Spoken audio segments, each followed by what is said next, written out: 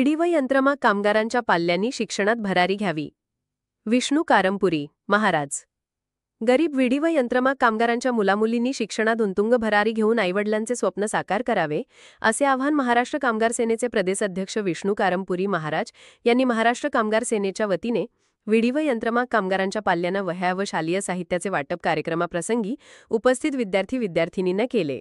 महाराष्ट्र कामगार सेनेच्या वतीने गरीब विडी व यंत्रमाग कामगार सेनेच्या मुलामुलींना शालेय साहित्य वाटप कार्यक्रम कुंभारी येथील मासाहेब घरकुल वसाहतील स्वर्गीय बाळासाहेब ठाकरे सभागृहात विष्णू कारंपुरी महाराज यांच्या अध्यक्षतेखाली व सेक्रेटरी श्रीनिवास चिलवेरी यांच्या शुभ हस्ते आणि कामगार सेनेचे प्रसिद्धी प्रमुख रेखा आडकी यांच्या प्रमुख उपस्थितीत आयोजित करण्यात आला।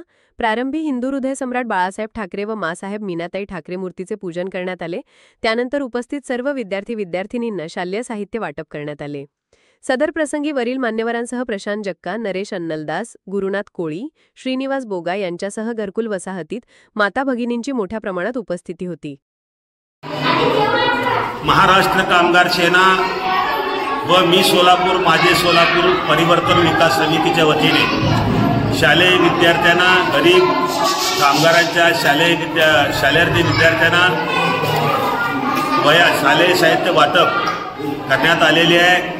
या माध्यमातून शैक्षणिक क्षेत्रामधील आपला कामगारांचा मुलगा किंवा विडी कामगारांचा मुलगा, गरिबाचा मुलगा किंवा मुलगी हे कुठेही त्यामध्ये कमी पडू नये या उद्देशानं हा शैक्षणिक कार्यक्रम घेण्यात आलेला आहे।